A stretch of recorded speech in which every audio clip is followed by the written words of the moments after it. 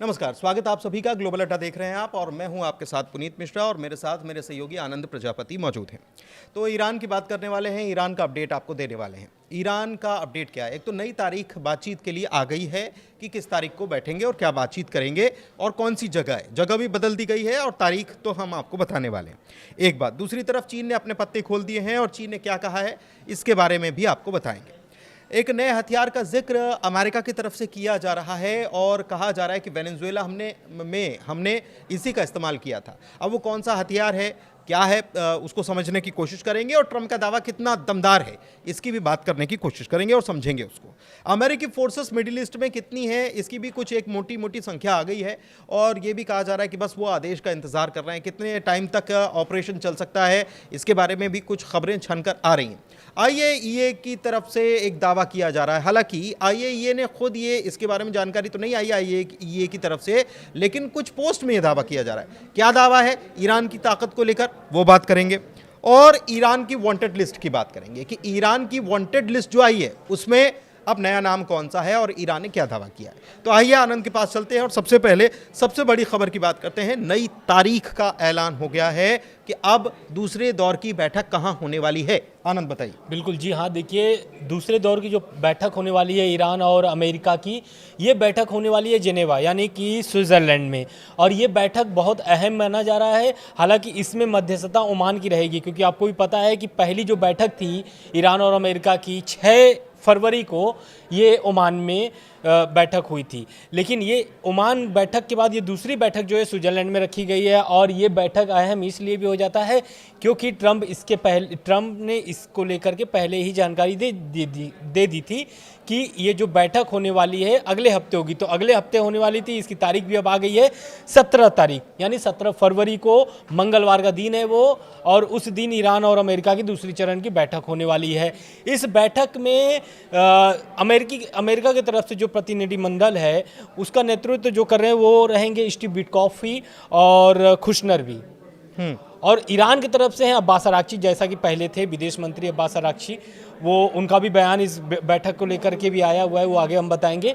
लेकिन इस नेतृत्व में जो मध्यस्थता कर रहा है ओमान की जो विदेश मंत्री हैं बदर अल बुशैदी, इनकी मध्यस्थता में ही दोनों की बैठक होगी। पिछली बार की जो बैठक थी, मैं थोड़ा याद दिला देता हूं आपको कि पिछली बार की जो बैठक हुई थी उस बैठक को खत्म होने के बाद दोनों प्रतिनिधि मंडलों ने एक दूसरे को शर्तों वाली लिस्ट थमाई थी।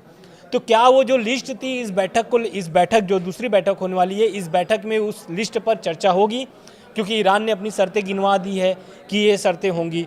उन्होंने साफ मना कर दिया है कि बैलिस्टिक मिसाइलें और क्षेत्रीय मदद यानी कि जो प्रॉक्सियों को मदद करते हैं हिजबुल्लाह, हमास, हुती को, उस पर बातचीत नहीं करेंगे। और वहीं ट्रंप है कि जो कि साफ बोल रहे हैं कि अमेरिका की जो शर्त है वो ये है जो इजराइल चाहता है, बैलिस्टिक मिसाइलों पर बातचीत हो इस बैठक में। और प्रॉक्सियों को जो मदद दे रहे हैं यानी कि प्रॉक्सी यानी कि हमास, हिजबुल्लाह, हुती को जो आप समर्थन दे रहे हैं वो बंद करें। क्यों? क्योंकि इजराइल को इससे बहुत बड़ा खतरा है।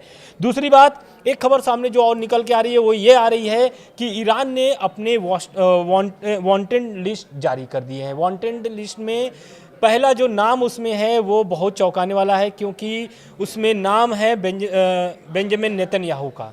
और साफ तरीके से ईरान ने साफ तौर से बोल दिया है कि जल्द ही नेतन्याहू को गिरफ्त में लिया जाएगा।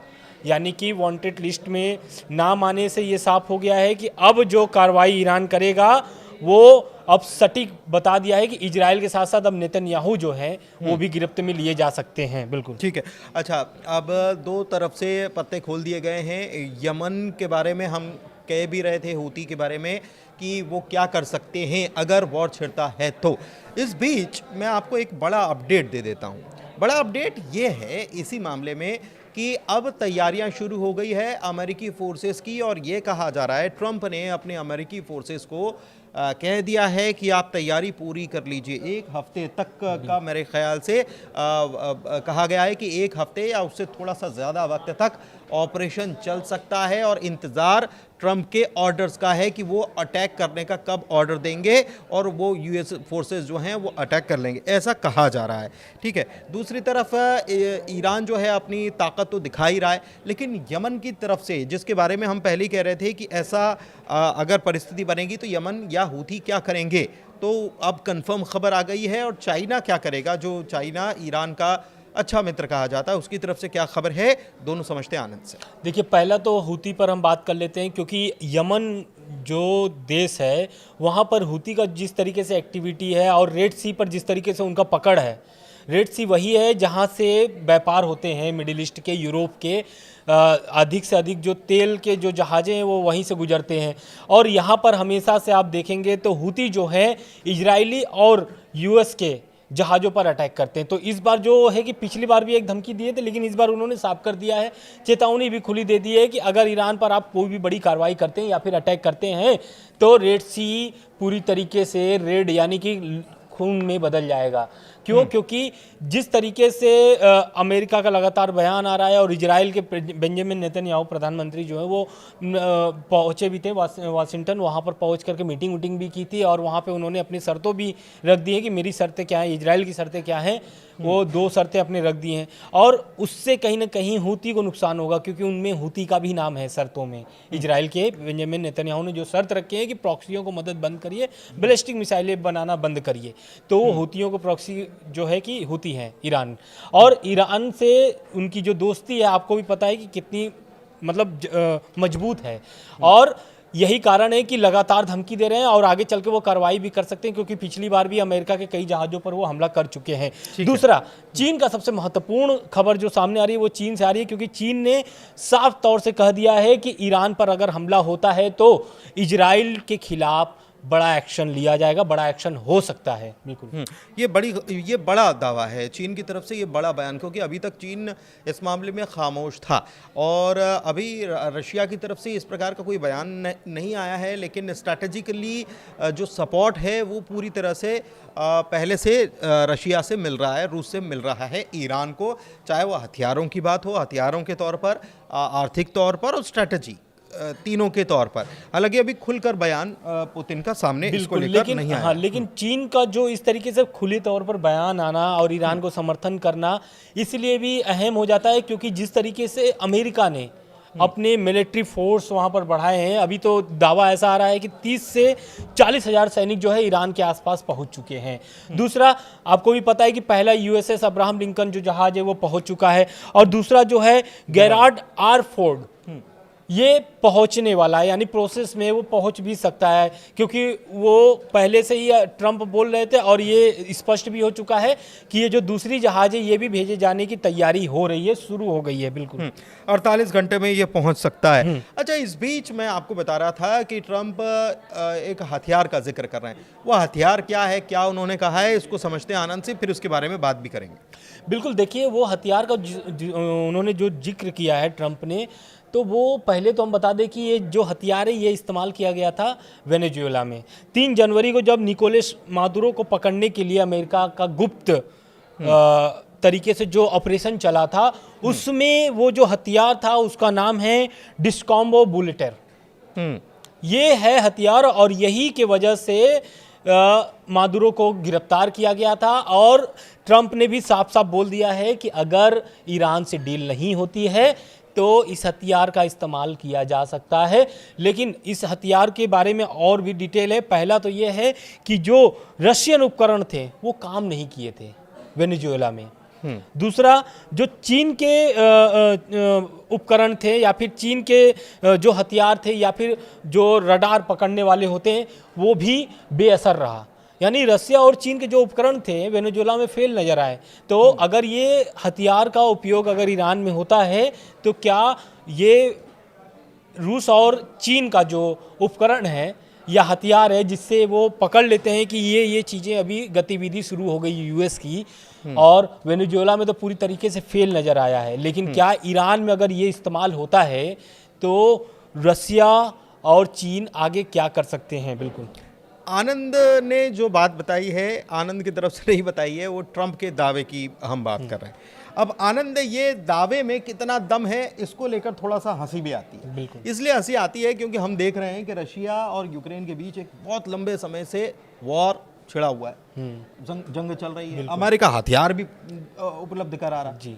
तो भाई ये हथियार जो छुपा कर रखा था अमेरिका ने, ये यूक्रेन को क्यों नहीं दे दिया? लाखों करोड़ों रुपए नहीं, डॉलर्स खर्चा हो, डॉलर्स खर्चे होंगे, बिल्कुल। समय भी बर्बाद हुआ, लोगों की समय पर जानें भी गई। लोगों की जान जा रही है, तो आप यही कर लेते। बिल्कुल। आप ये नहीं कर सकते। हाँ। और ये आप जो दावा कर रहे हैं, पहली एक बात, दूसरी बात, चलिए यूक्रेन छोड़ दीजिए कि यूक्रेन एक अलग मुल्क है, हाँ। उससे अलग जंग लड़ी जा रही। आप ये बताइए कि ये हथियार, इस हथियार का इस्तेमाल इजराइल को देने के लिए क्यों नहीं किया गया? बहुत अच्छा दोस्त है। बिल्कुल सही कह रहे हैं आप। इस हथियार का इस्तेमाल ईरान में अभी तक आप डिप्लॉय कर रहे हैं, एक गेराल्ड R4 आप भेज दे रहे हो। हाँ। दूसरा, ठीक है, पहले से एक मौजूद है, तो वेनेजुएला में तो ऐसा नहीं किया, वेनेजुएला में तो ऐसा नहीं किया, 30-40 हज़ार फोर्सेस भेज रहे हो। तो 30-40 हज़ार फोर्सेस, इतना सारा डिप्लॉयमेंट, आसपास सऊदी, यूएई, कतर और बाकी जगहों पर, वहाँ पर आप आपके जो थार्ड और दूसरे पेट्रियट एंटी एयरक्राफ्ट सिस्टम लगा रहे हो, एंटी मिसाइल सिस्टम लगा रहे हो। ये काहे के लिए? तो ये आपने तो वहाँ पर तो नहीं किया। वहाँ तो आप ये दावा कर रहे हो कि एक आप, हमारे पास एक ऐसा जादुई चिराग है, डिस्काम्बो बुलेटर, और इससे रशिया और चाइना का कुछ हो नहीं पाया और बेअसर रहा। तो अगर आपके पास इतनी ही ताकत थी, तो फिर आप बैलिस्टिक मिसाइल क्यों चिल्ला रहे हो? आप बैलिस्टिक मिसाइल क्यों चिल्ला रहे हो? आप पहले ही कर देते। और रिजीम चेंज करने की बात आज से नहीं, कब से कह रहे हैं, कब से कर रहे हैं, और यही 12 दिन का जब युद्ध हुआ था तब से वो कह रहे हैं। हाँ।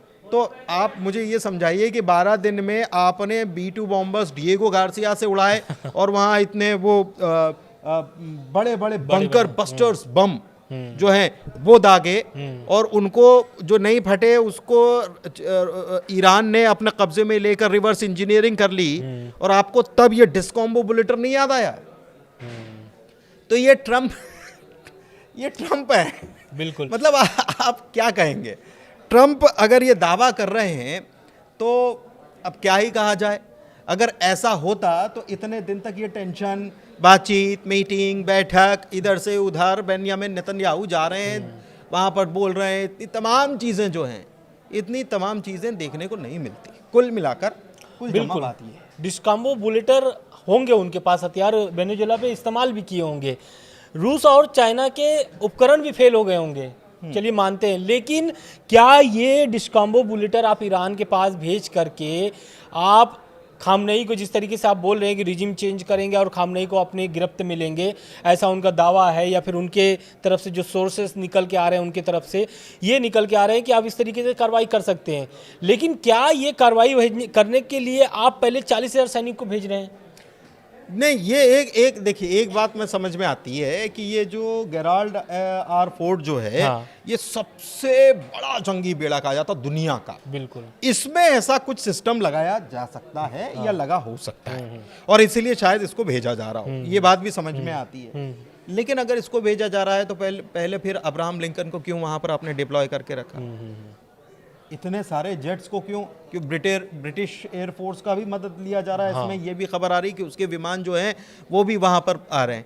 वहाँ आप आपके जो ड्रोन्स हैं उनसे भी आप निगरानी कर रहे हैं। तो ये जो है, ये चीज़ें, ट्रंप का दावा जो है फिलहाल के तौर पर तो सतही नज़र आता है। और दूसरी बात आपने जैसे अमेरिका जो दावा कर रहा है, तो इसकी वजह से तो चाइना और रशिया सबसे ज्यादा टेंशन में होंगे कि हमारी चीजें काम नहीं की। बिल्कुल। मतलब आप समझ रहे हो कि ये बहुत बड़ा दावा कर रहे हैं वो कि हमारी चीजें ही काम नहीं की। तो फिर यूक्रेन में कुछ क्यों नहीं किया आपने? रशिया यूक्रेन की बात आपने किया तो एक मैं और इस पे अपडेट्स आए, मैं उसको बता दे रहा हूँ कि ईरान की जो बैठक होने वाली, ईरान अमेरिका की स्विट्जरलैंड में जिनेवा में, यही इसी जगह पर ईरान का बैठक अलग होगा, लेकिन रशिया, यूक्रेन और अमेरिका की भी यहाँ बैठक होने वाली, त्रिपक्षीय बैठक होने वाली है, जिसमें स्टीव विटकॉफ इसमें शामिल होंगे, और ये ईरान की बैठक के पहले या ईरान के बैठक के बाद होगी। तो ये रशिया यूक्रेन की तरफ से एक अपडेट है, ये हम आपको जानकारी देने के लिए। ठीक है। किया हूँ। अच्छा, वो ग्रीनलैंड पे दावा करते हैं, ये क्यूबा पे दावा करते हैं, तमाम जगह दावा कर रहे हैं, तो वहाँ पर अरे वो तो वहाँ तो ऐसा इतनी जंग और उनके पास तो इतनी मिसाइलें नहीं है, कर लेते क्या? ऐसा नहीं होता है। ये जो बातें कही जा रही हैं ये हैवॉक बनाने के लिए, सनसनी फैलाने के लिए ठीक है, लेकिन बातों में कॉन्क्रीट चीज़ें होना चाहिए। चलिए बढ़ते हैं आगे, आप समझ गए होंगे मैं क्या कहना चाह रहा था। आइए ये को लेकर जो खबर आई है वो क्या है, वो आनंद से समझते हैं। देखिए, पहली खबर तो ये है कि आईएए की तरफ से ये दावा नहीं किया गया है।